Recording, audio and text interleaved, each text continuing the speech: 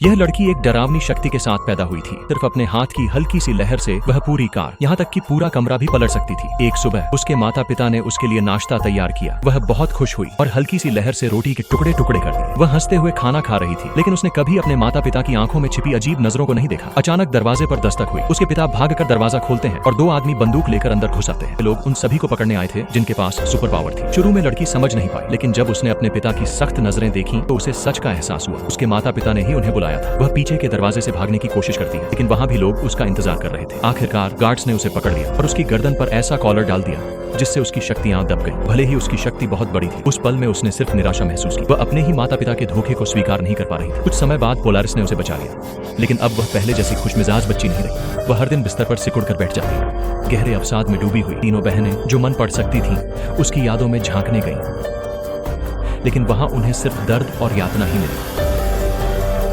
लड़की की पीड़ा देखकर उन्हें लगा कि वह कभी ठीक नहीं हो पाएगी, लेकिन पोलारिस ने हार नहीं मानी। वह धैर्य से उसे मार्गदर्शन देने की कोशिश करती रही। फिर भी लड़की अपने पुराने जख्मों को भूल नहीं पाई। सौभाग्य से एक दयालु लड़का अक्सर उससे बातें करने आता था। वे दोनों लगभग हमउम्र थे। धीरे धीरे लड़की को वह अच्छा लगने लगा और उसके दिल के अंधेरे धीरे धीरे मिटने लगे। दोनों छोटे छोटे डेट पर जाने लगे और लड़की ने उसे अपनी शक्ति भी दिखाई। लड़का हैरान था, क्योंकि उसकी शक्ति आकार को नजरअंदाज करती थी। वह किसी भी चीज को पलट सकती थी। फिर लड़के ने अपनी शक्ति दिखाई, जिसने आसानी से कार को टुकड़े टुकड़े कर दिया। रिश्ता गहराते ही लड़की ने आखिरकार अपनी शक्ति का अभ्यास शुरू कर दिया। एक भारी तिजोरी जिसे कोई हिला भी नहीं सकता था, उसने पल भर में पलट दी और उसमें दरार खोल दी। कुछ दिनों बाद पोलारिस उसे एक मिशन पर ले गई जहां महत्वपूर्ण फाइलें लेनी थी। उसने हाथ बढ़ाया और पास के धातु के उपकरणों से चिंगारियां निकलने लगी। गार्ड्स ने बंदूकें तानी, लेकिन उसकी टीम का एक साथी गरजा और इतनी तेज ध्वनि तरंग छोड़ी कि गार्ड्स दर्द से तड़प उठे। पोलारिस ने दोनों हाथों से खींचा, धातु के टुकड़े उसकी मुट्ठी में उड़ते चले आए। इसी बीच लड़की और दो साथी वॉल्ट तक पहुंचे। उसने हाथ बढ़ाया और अपनी शक्ति से दरवाजा पलटकर खोल दिया।